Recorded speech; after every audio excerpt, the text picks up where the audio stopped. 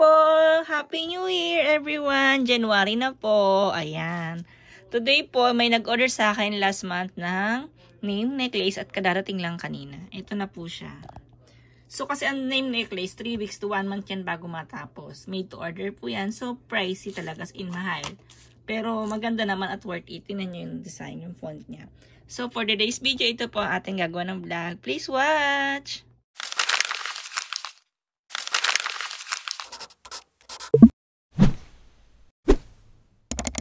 So, ito na nga po yung name necklace. Ayan yung itsura niya.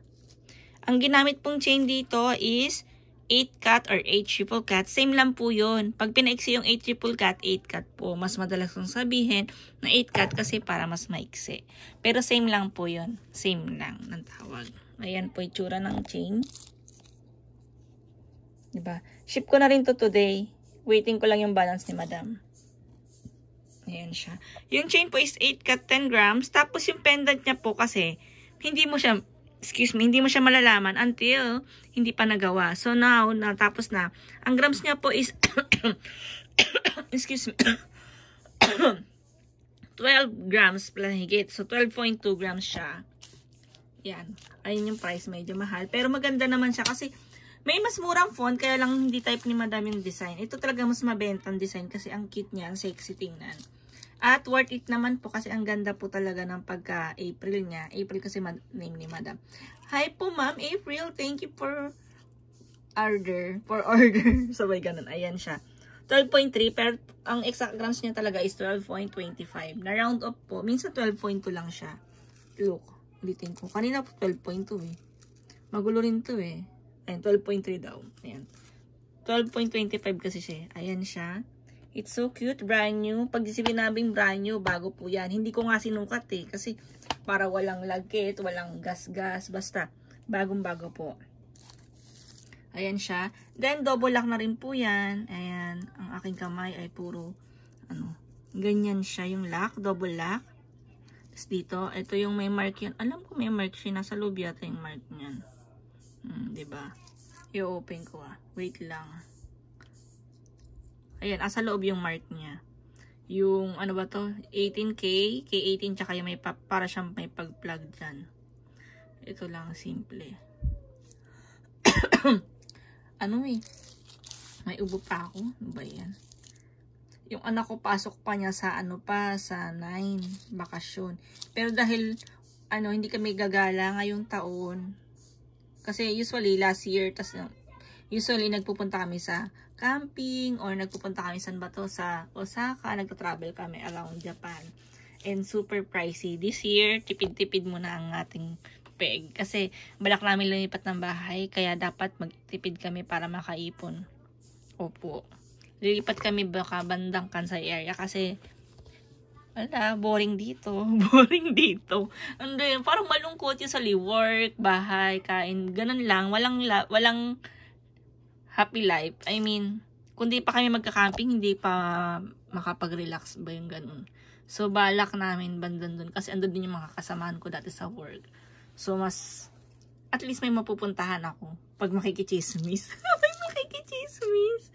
Diba? So, ayan po. Nag-chika-chika pa ako.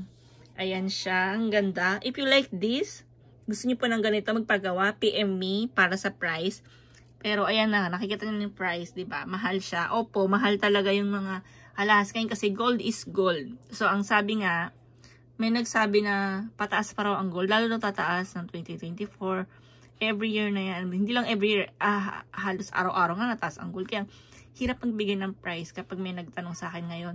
Then after ng mga ilang weeks nagtanong, sabihin sa akin, ba't tumaas? Ko, sorry po talaga, hindi naman po kasi ako magde-decide ng price. Kahit gusto ko ibigay yung old price na tinanong mo, hindi ko po kaya kasi wala akong pang-aabono. Nagtitindang ako para may pangkita eh. Kahit paano, 'di ba? Kasi mahirap naman na umasa ka lang sa asawa mo. Gusto ko na may sarili akong pera aside sa work niya. Kasi pag magbigay ng budget, sakto lang pangkain, madalas kulang pag gusto ko rin syempre na may sarili akong pera para income, para mabibili ko yung gusto ko. Tapos makakatulong din ako sa Pinas kapag merong gusto.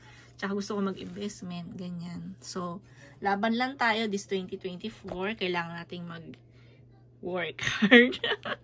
Yan. And ang gold is good investment. Kahit ako po, nag-i-invest ako. I mean, nagko-collection din ako ng gusto kong gold. Kasi, you know, pataas siya eh. After ng ilang taon, at wala akong pera, madali kong mabibenta kasi gold. Kapag mga bag, sobrang mura. Nakabagbenta na ako dati ng bag ko, nabili ko ng Juhachimang, tapos nabenta ko lang siya ng gumang. I mean, nabili ko siya ng mga, magkano ba yung Juhachimang sa Pinas? Nasa 80,000, 70,000. Tapos nabenta ko lang ng 25,000 sa pera natin, mga ganun. So, iyak ako na iyak kasi nga, nagmamadali akong makagkapera nung dahil na hospital yung tita ko. So, lahat na lang binenta ko. Para makabigay ako ng pera sa Pinas. Ganun ba? You know, kapag kailangan talaga eh, walang magawa. So, naisip ko yung gold. Yung gold, binenta ko nung rush, pero times 2 ko pa rin nabenta yung mga gold ko. Kasi nabenta ko, ano yun yun? What's that? Ito, nabili ko siya mga 10 years ago. So, times 2 ko pa siya nabenta. Oo. Kasi pag ako may alahas, yung iba, hindi ko nasusuot, nakatabi lang. So, brand new pa rin siya. Medyo nag-iba lang yung kulay kasi sa hangin siguro. Pero, ganun pa rin. Brand new. Kasi makikita naman na pika-pika pa siya. Pika-pika is, walang gas-gas, I mean. Yes. Ayan. Pwede po magpa-customize ng name, necklace, iba-ibang name. Yung name mo, may lagay ng number, may heart. Yeah. Then, ganyan ang font. This one is 10 grams po ang ginamit natin na 40 cm. 40 cm po ne. Kasi kapag halimbawang medyo mataba po or chubby like me, opo, like me na. I'm 65 kilo. Yung ganito po, pag like nyo na, medyo gusto nyo na, sa isa 40 cm, pwede po nating gawing 6 cut, 10 grams, 50 cm. Diba? Para may mahaba. Opo. Pag gusto nyo ng mahaba. Pag gusto nyo nakita sa leeg, ito kasi kita siya eh. Yan. Ang ganda. Sabi ko, ma'am, gusto mo yung mas mura? Yung isa sabi niya, ayoko, gusto ko yung ganyan po. Sabi ko, mas mahal to. Nag-okay si madam. Thank you po. Actually, chinismis eh. Yung April daw, hindi niya yan name. Birthday niya yan. Wow! Chinismis. Pero yan, ang cute po. Ilagay natin sa box. Ito, pag nilagay sa box, ayan yung design niya. Diba? Ilagay natin sa box. Tapos pipicturean ko yan later. Para ano. Wow. Mag-open ka, diba? Ganyan. So, diba? Ayan po. So, simple. Pwede kayo magpagawa para sa mother nyo, sa anak nyo. Opo. Yeah, pricey yung mga ganito. Mas mahal siya usually yung mga name necklace kaysa dun sa ordinary na chain lang. Opo. Pero kasi, ano siya eh. Ewan ko ba, ba't mahal? Kahit ako eh. Actually ako meron akong ganito. Nagpagawa ko ng Ann na white gold, binenta ko. Tapos nagpagawa ko ng gold, binenta ko ulit. Sabay tawa. Ewan ko, gusto ko na mag-picture. Tapos binenta ko siya kasi naubusan ako ng pera. Ayoko naman na umutang. May utang pa ako sa Pinas eh. May utang ako doon, yung condo. Di ba yung loan, utang yun, yung condo, rent-to-own yun.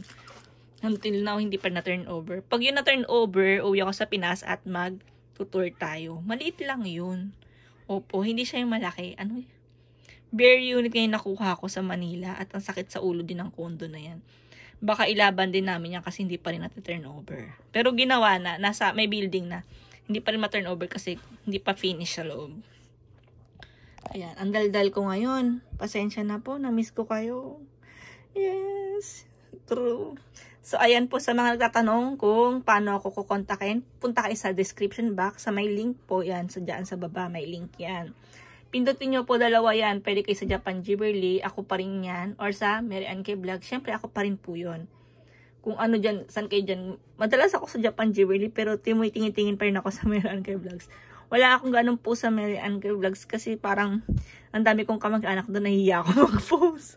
So may ganun. Oo, para nakikichismis sila, nahihiya ako. Pero yan, pag may gusto po kayo, just PM me and I will reply. Thank you po sa mga buyer ko na galing dito. Arigato gozaimasu sa atras.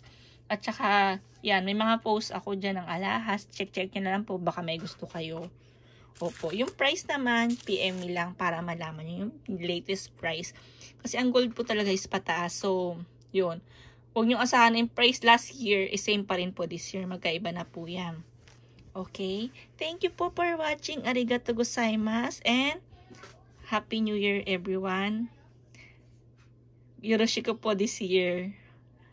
Bye-bye. Thank you po.